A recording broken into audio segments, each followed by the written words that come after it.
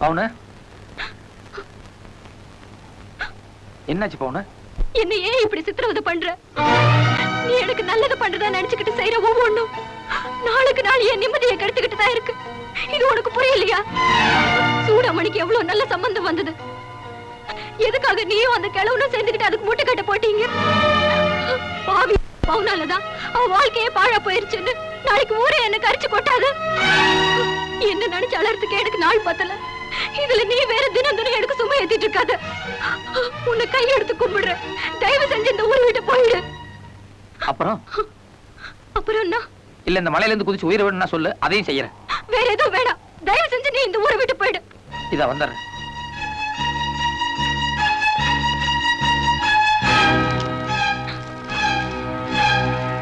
நான் இந்த ஊரை விட்டு போகணும்னா உன்னை மறக்கணும். உன்னை மறக்கணும்னா இது என் நெஞ்சில் இருக்கக்கூடாது. நீதான் எதை குத்தி விட்ட, நீயே இருக்கு.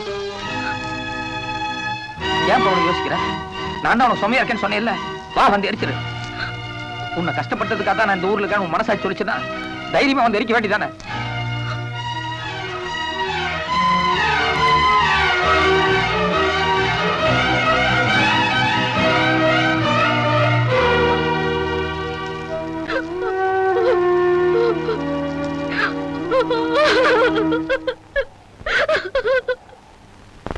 இத பாரியா, உனக்கு கவர்மெண்ட்ல பிச்சை காசு 5000 10,000 தான் சன்மானமா தருவாங்க. என்ன வெளியே விட்டானா உனக்கு அரை மணி நேரத்துல 2 லட்சம் ரூபாய் ரொக்கமா தருவேன். என்ன சோத்துக்கு வழி இல்லாம போலீஸ் வேலைக்கு வந்த நினைச்சேன். எங்க அப்பா பாட்ட சேர்த்து வச்சு சொத்தையே 3 தலைமுறைக்கு உட்கார்ந்து சாப்பிடலாம். அது மட்டுமா, 10 வருஷமா சந்தன கடத்தல பிடிபடாம தப்பிச்சுக்கிட்டு இருந்த பிரபல கேடி நீ. உன்னை பிடிச்சதுனால எங்க ஐயாவுக்கு எப்பேற்பட்ட பேரு ப்ரமோஷன் எல்லாம். எங்க சாவி? ஐயா ஐயா ஐயா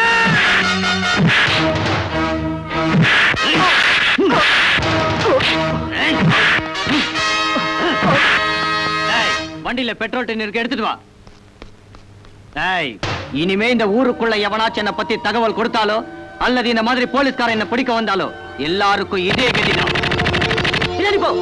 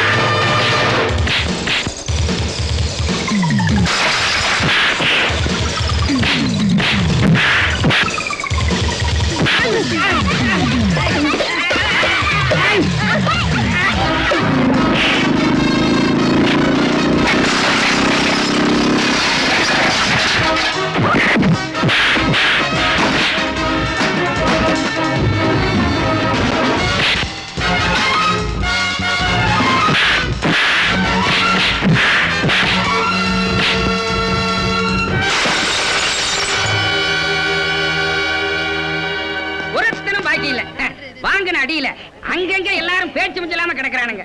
மிலிட்டரி, எங்க ஐயா உங்களை எப்படி எப்படி இல்லாமோ பழி வாங்கினாரு. அதையெல்லாம் நீங்க மனசுல வச்சுக்காம சமயத்துல வந்து எங்க ஐயாவை காப்பாத்திட்டீங்க. இல்லன்னா இந்நேரம் எங்க ஐயாவை எரிச்சிருப்பானுங்களே. நல்ல நாட்டுக்கு ஒரு சூடு. இனிமேலாவது புத்தி வரணும்.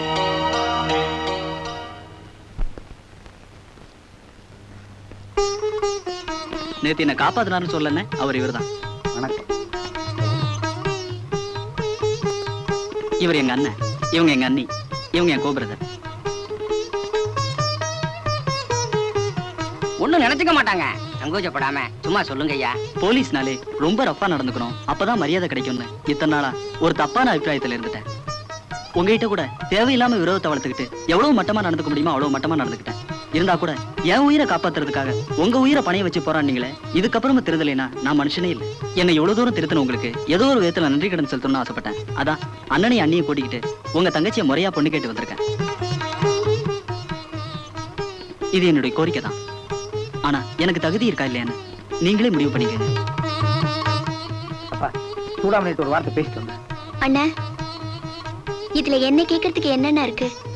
நீங்க அப்பா 2 பேரும் பார்த்து என்ன முடிவு பண்றீங்களோ அது எனக்கு சம்மதம் தான். ஆமாப்பா, நீ யார கேக்குறது? உனக்கு எது சரின்னு படுதோ அதை செய்.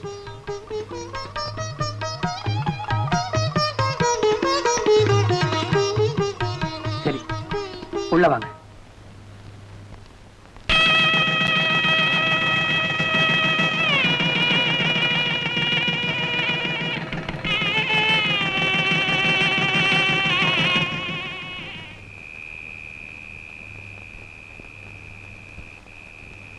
பார்த்தது போதும், சாப்பிடு.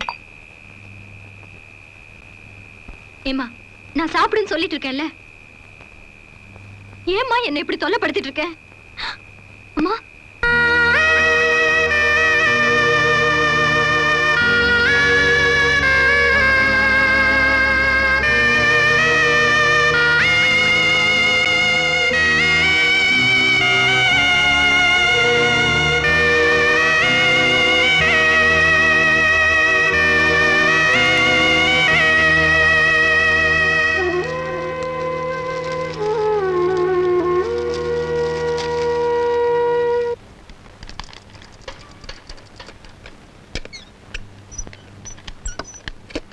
யார் வீட்டு கல்யாண பத்திரிக்கை?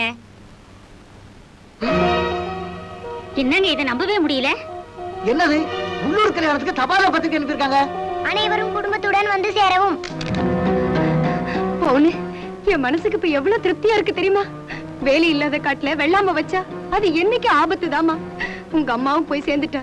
வயசு பொண்ணு இப்படி தனியா இருக்கியே, அது சரிப்பட்டு வருமான்னு நேத்து ராத்திரி கூட என் வீட்டுக்கார்ட்ட குறப்பட்டு இருந்தேமா. ஆமாமா, கல்யாண பத்திரிகை பார்த்துட்டு நான் எவ்வளவு சந்தோஷப்பட்டேன் தெரியுமா? என்ன கல்யாணம், என்ன பத்திரிகை? எனக்கு எதுவும் புரியலையே. என்னமா அது? உனக்கும் மிலிட்டரிக்கும் கல்யாணம்னு சொல்லி பத்திரிகை வந்திருக்கே.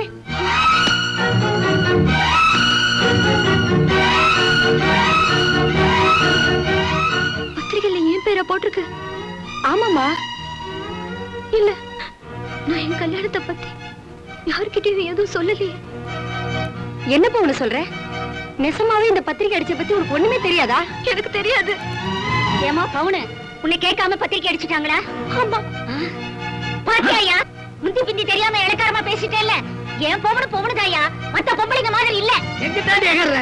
நான் சும்மா சொன்னேன், பத்திரிக்கை வந்ததால சொன்னேன். என்ன இது, ஆளுக்கு ஆளுக்கு பத்திரிக்கை வந்திருக்கு, கல்யாணம் இருக்கா இல்லையா? இல்லையா, ஒரு வயசு பொண்ணு தனியா இருக்குன்னு எவ்வளவு இப்படி விளையாட்டு பண்ணிருக்கான்.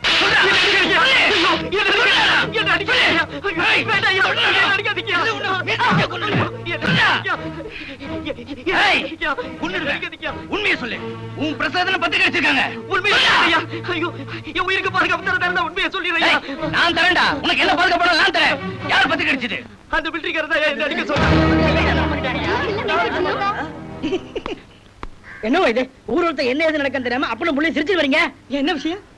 இத பாரு, பத்திரிக்கை கல்யாண பத்திரிகைமா இருக்கு. யாரு கல்யாணம்? மிலிட்டரிக்கும் போனுக்கும் கல்யாணமா? மிலிட்டரிக்காரன் கொம்பா, பஞ்சாயத்து கூப்பிட்டு விடுங்க. ஏன் அடிச்சே, எதுக்கு அடிச்சேன்னு விசாரிப்போம். அட, நான் முதல்லயே போய் மிலிட்டரிக்காரனை கூப்பிட்டேங்க. அதுக்கு அவன் உங்க பஞ்சாயத்து என்ன எந்த விதத்திலையும் கட்டுப்படுத்தாது, உங்களால என்ன பண்ண முடியுமோ பண்ணிக்கணும்னு சொல்லிட்டு அக்கறைக்கு போயிட்டான். அது என்ன அப்படி ஒரு வார்த்தை? எல்லாத்தையும் கேவலப்படுத்துற மாதிரி. ஊர் கட்டுப்பாடுன்னு ஒண்ணு இல்ல. இல்ல இல்ல, நிச்சயமா இது பெரிய தனத்தோட வேலை தான். இப்ப அந்த ஆள் எங்க இருக்காரு? மலை கோயில்ல ஊர்க்காரங்களை கூட்டி ஏதோ பஞ்சாயத்து பண்ணிட்டு இருக்காரா. கொஞ்சம் பிடிப்பா. ஒருவேளை அவன் ஏதாவது ஏடா கூடமா பேசிட்டான்னா நீங்க எல்லாரும் கட்டுப்பாடோட என் பக்கம் இருப்பீங்கல்ல? வார்த்தை மாற மாட்டீங்கல்ல? சரி, புறப்படுங்க.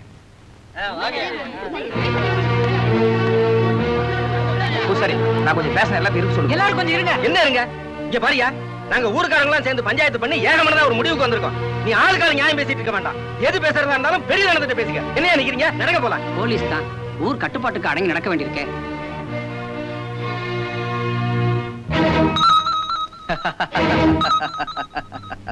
நாளைக்கு சாயங்காலத்துக்குள்ள நீ இந்த ஊரை விட்டு போகணுங்கிறதா என்னோட பஞ்சாயத்து தீர்ப்பு. போக முடியாதுன்னு மறுத்த ஊரே சேர்ந்து தர்ம அடி அடிச்சு உன்ன துரத்து.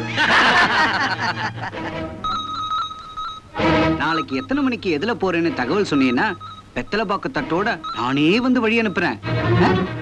பத்துமா?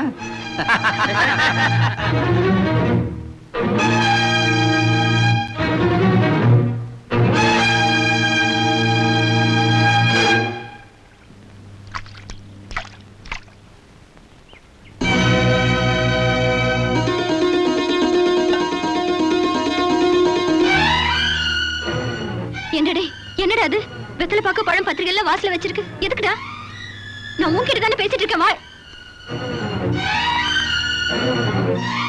சின்ன சொன்னா கேளு. இது மான அவமான பிரச்சனை. விளையாட்டுத்தனமா எதையா செஞ்சு விடாதீங்க. இரு. என்ன இதெல்லாம்? எனக்கு எதுவும் புரியல. இத பார், நான் ஒரு நல்ல காரியத்துக்காக புறப்பட்டு போயிட்டு இருக்கேன். என்னை யாரும் தடப்படுத்தாதீங்க. பாடடே. என்ன பெருசு? அந்த ஆளு என்ன பண்ண போறாரு? எனக்கு எதுவும் புரியல. இப்ப அதெல்லாம் எடுத்துக்கிட்டு எங்க போறாரு? சொல்லு பெருசு.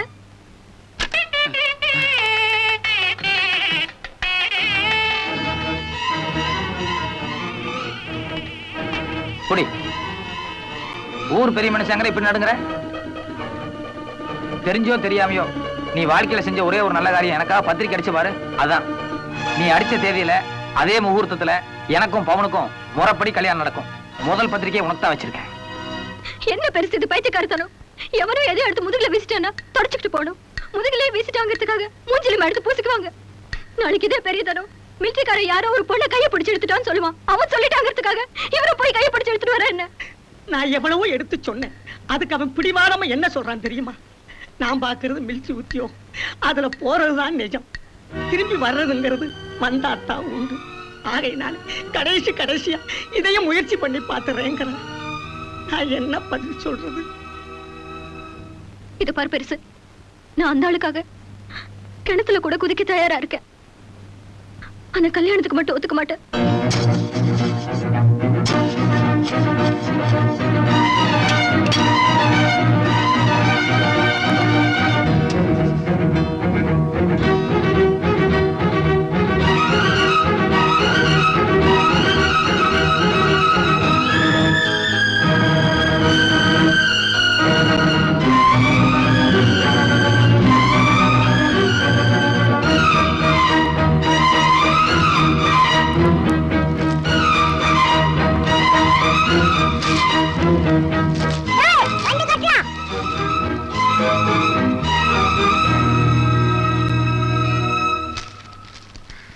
டேய், நீங்க ரெண்டு பேரும் உள்ள மணவரை அலங்காரம் பண்றதுக்காக பூ வாங்கி வச்சிருக்க, போய் எடுத்துட்டு வாங்க.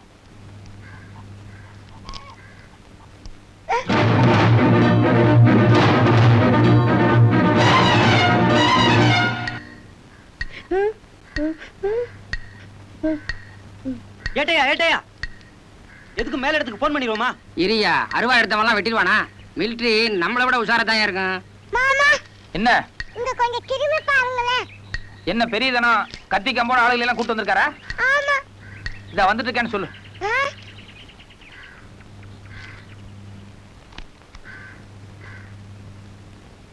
டேய், அன்னைக்கு ஒரு நாள் நீ யுத்தத்துல ஒரு குண்டு போட்டாலே 200 பேர் 300 பேர் செத்து போவான்னு சொல்றாங்களே, நிஜமாவே அப்படி ஒரு குண்டு இருக்காமான்னு சொல்லி கேட்டேல்ல? இதுதான் அந்த குண்டு. இந்த பத்திரமா கையில வச்சுக்கோ. தேவைப்பட்டதுன்னு அப்படி வீசு.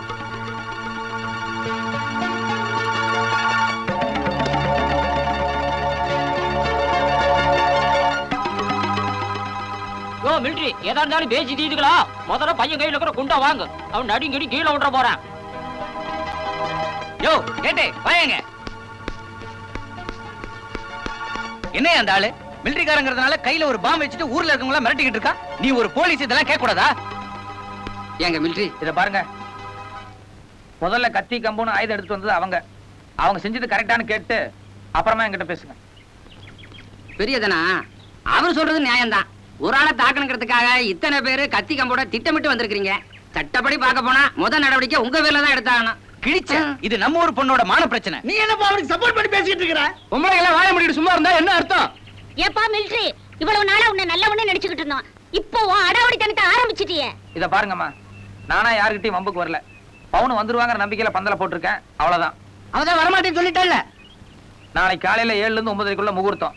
வர்றாளா இல்லையான்னு தெரிஞ்சுட்டு அதுக்கப்புறமா வந்து பேசுங்க. ஒரு வேளை வரலன்னா கண்டிப்பா பவுன் வந்துருவா, எனக்கு அந்த நம்பிக்கை உண்டு. கொஞ்சம் நில்லு. அவ வரல, அதுக்கு என்ன பதில் அது சொல்லு. இத பார், உனக்கு தெரிஞ்ச ஒரே ஒரு பஞ்சாயத்து தீர்ப்பு சூடு போடுறதுதான். நாளை காலையில பவுன் பந்தலுக்கு வரலன்னா என் உடம்பு முழுக்க சூடு போட்டுக்கோ. சூடு மட்டும் இல்ல, தலையை மொட்டை அடிச்சு கரும்புள்ளி செம்புள்ளி குத்துவோம். கழுத்துக்கு செருப்பால போடுவோம். அதோட கழுத மேல உட்கார வச்சு ஊர்வலம் நடத்துவோம். இதுக்கெல்லாம் சமம் தானே? யோ, செத்த நாய் மேல எத்தனை லாரி ஏறின அண்ணிய? நாளை காலையில பவுன் பந்தலுக்கு வரலங்கும் போது என் உயிர் போயிட்ட மாதிரி இருக்கும். அதுக்கப்புறம் நீ கொடுக்குற தண்ணி எனக்கு குறைக்கவா போகுது? சரி விடுங்கய்யா. நாளை காலையில பவுன் இவ மானத்தை காப்பாத்த போறாளா இல்ல இந்த ஊர் மானத்தை காப்பாத்த போறாளான்னு பாத்துருவோம்.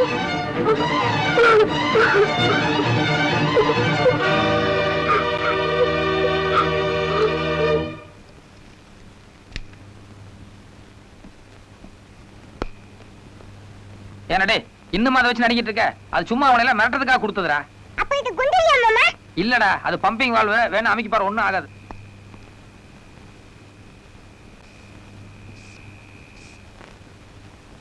அட ஓட்ட.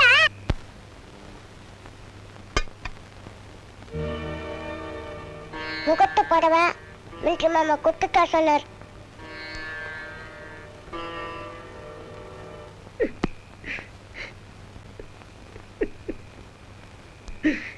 இத பாருப்பா, காலையில கல்யாணம் கலகலப்பா நடக்கும். தைரியமா போய் படு.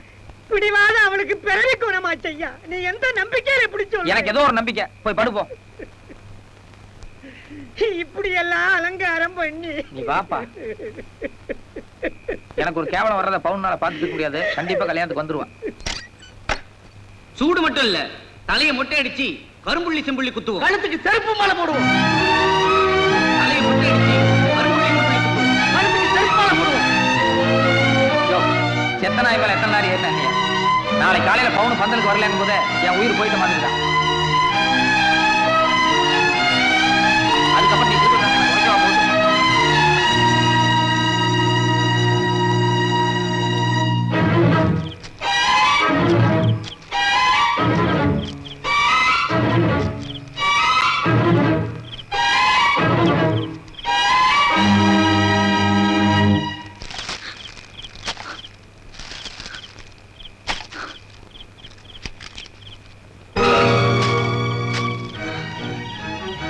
கொழுப்பு. 2 பேருமா சேர்ந்து உள்ள போலாம். வாழ்க்கையில தான் ஒண்ணு சேர முடியல, காவலியாவது ஒண்ணு சேர்ந்த மாதிரி இருக்கட்டும். கொளுத்துமா? சரி, கொண்டா, நானே கொடுத்தேன். இருப்பா, சாகணுங்கிறது என் தலையெழுத்து. நீ எதுக்காக சாகணும்? நீயே போகும்போது நான் எதுக்காக உயிரோடு இருக்கணும்? தள்ளு. ஐயோ, என்ன எதுக்காக இப்படி சித்திரவதை பண்ற? தயவு செஞ்சு இங்க இருந்து போயிடு. பவுனு, என்ன கல்யாணம் பண்ண உனக்கு இஷ்டம் இல்ல? அப்புறம் நான் சாகிறத பத்தி நீ ஏன் கவலை பண்ணும்? சொல்லு, நீ எதுக்காக கவலை பண்ணும்? ஏன் என்னெல்லாம் எனக்கு விளக்கம் சொல்ல தெரியாது. ஆனா நாளை காலையில உனக்கு நடக்க போற அவமானத்தை நிச்சயமா என்னால தாங்க முடியாது. அந்த கன்றாவை கண்ணால பார்க்க கூடாதுன்னு இப்படி ஒரு முடிவுக்கு வந்தேன். அப்ப காலையில கல்யாணத்துக்கு வரேன்னு சொல்லு. அதுவும் என்னால முடியாது. இத பாரு, ஒண்ணு என்ன வாழ விடு, இல்ல சாக விடு. ரெண்டு இல்லாம எதுக்காக இப்படி வேஷம் போட்டுட்டு இருக்க? நான் எந்த வேஷமும் போடல. நிச்சயமா நீ வேஷம் தான் போடுற. உனக்கு என் மேல எந்த அனுதாபமும் கிடையாது. எனக்கு வரப்போற அவமானத்தை தாங்கிக்க முடியாம தான் நீ தற்கொலை பண்ணிக்கிறதா சொல்றியே, அது பச்சை போய். இல்ல நீ இவ்வளவு கூட பிடிவாதமா இருக்க மாட்டேன். உன் மேல சத்தியமா சொல்றேன்னா இனிமே நான் உங்ககிட்ட எதுவுமே பேச தயாரா இல்ல. இப்படிப்பட்ட ஒரு பொண்ணுக்காக இத்தனை நாளா போராடினே, அது நான் பண்ண தப்பு. அதனால என்ன நானே தண்டிச்சுக்கிறதா நல்லது. பஞ்சேரியா, நான் சொல்லிடுறேன். நான் ஏன் இந்த கல்யாணத்துக்கு ஒத்துக்க மாட்டேங்கிற காரணத்தை சொல்லிடுறேன்.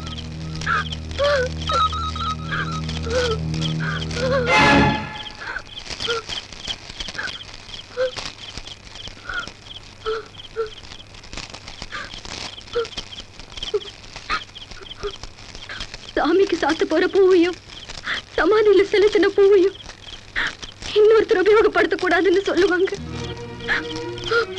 இதுல நான் எந்த ரகம்னு எனக்கு தெரியாது. ஆனா சரியோ தப்போ என் நம்பிக்கை இவ்வளவு தூரம் எல்லை தாண்டி போயிருச்சு. இப்படி உன்னை வச்சுக்கிட்டு நான் எப்படி இன்னொருத்தர் கழுத்தை நீட்ட முடியும்? இல்ல கொடுத்துட பண்ண முடியும்? என் மேல இருக்கிற அனுதாபத்துல என்னை எப்படியாவது வாழ வைக்கணுங்கிறதுக்காக நீ படிச்சு படிச்சு எத்தனையோ விதமா நியாயத்தை சொன்ன. அதெல்லாம் எனக்கு புரிஞ்சா கூட நான் விலகி ஓடுனதுக்கு இதுதான் காரணம். பொம்பளைக்கு கற்பங்கிறது உடம்புல இல்ல, மனசுல தான். ஏன்னா உடம்பு இன்னொருத்தர் வந்து கட்டாயமா கெடுத்துட முடியும். ஆனா மனசு அவளா கெடுத்துக்கிட்டா தான் உண்டு. நான் குத்தி இருக்கிற பச்சைய மறக்கிறதோ இல்ல அதை அழிக்கிறதோ என்ன நானே கெடுத்துக்கிற மாதிரி என்னால அப்படி ஒரு தப்ப செய்ய முடியாது.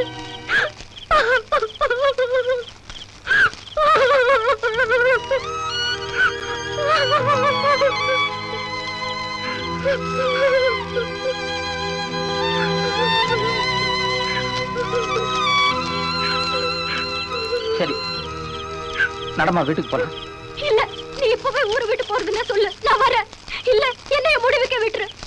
காலையில ஊரே ஒண்ணு சேர்ந்து உனக்கு ஒரு கேவலத்தை உண்டாக்குறது என்னால பார்த்துட்டு இருக்க முடியாது. எல்லார் மாதிரியும் நீயும் சந்தோஷமா இருக்கணுங்கிறதுக்காக நான் இவ்வளவு தூரம் போராடினேன். ஆனா இப்படி இருக்கிறது உனக்கு சந்தோஷம் நீ முடிவு பண்ணிட்டப்போ நான் சரி, நான் இப்ப இந்த ஊர் விட்டு போயிடுறேன்.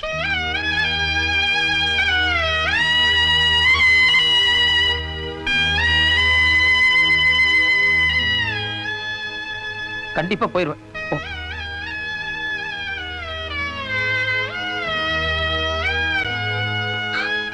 ஒரு நிமிஷம்.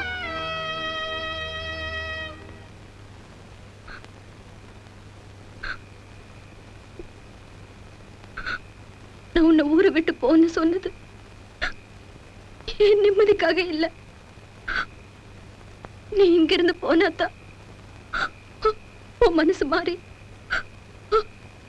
உனக்கு ஒரு கல்யாண காட்சி நடக்கும்.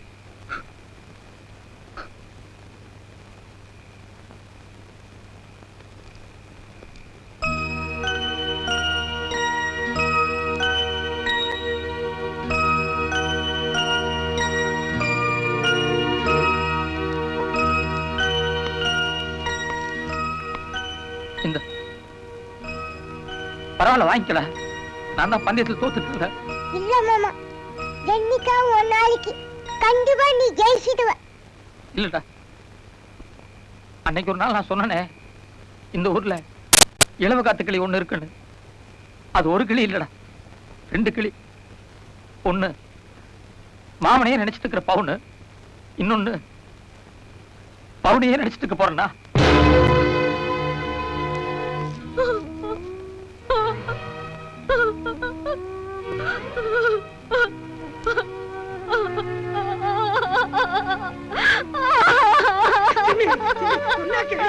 என்ன மன்னிச்சிருக்கேன். நான் மறுபடியும் இந்த ஊருக்கு வரதா இல்ல. மாசம் மாசம் உனக்கு பணம் அனுப்பிச்சிட்டு இருக்கிறேன். என்னைக்கு உனக்கு முடியல தோணுதோ அன்னைக்கு நான் இருக்கிறதுக்கு நீ வந்துரு.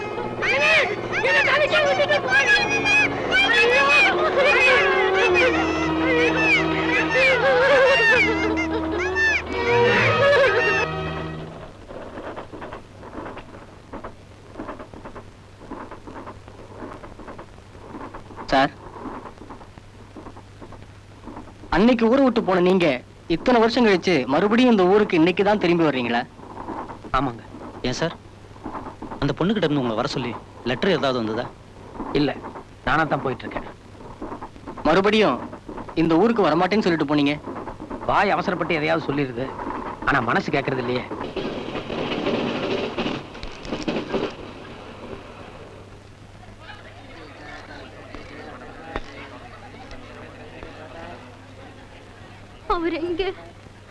அவர் எங்க? நான் பச்சை குத்தி விட்டேனே, அந்த மிலிட்டரிக்காரர் எங்க? அவர் யாருமே பார்க்கலையா? அவர் எங்க? அந்த மிலிட்டரிக்காரர் எங்க? நான் பச்சை குத்தி விட்டேனே, அந்த மிலிட்டரிக்காரர் எங்க? அவர் யாருமே பார்க்கலையா? எங்க? அவர் எங்க? பவுனு நான் பச்சை குத்தி விட்டேனே மிலிட்டரிக்காரங்க பவுனு நான் ஒரு கல்யாணம் அடிச்சு குழந்தை குட்டி எல்லாம் இருக்காங்கல்ல பவுனு என்னத்தை ஒரு ஆறுமே பார்க்கலையா ஒரு ஆறுமே பார்க்கலையா 2 கிலோ சொன்னாரு வரும் என்னைக்காச்சும் வரும் என்னை பார்க்க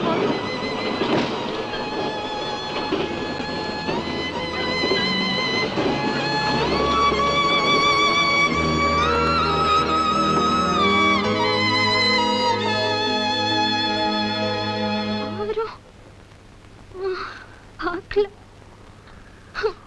போன போயிட்டார்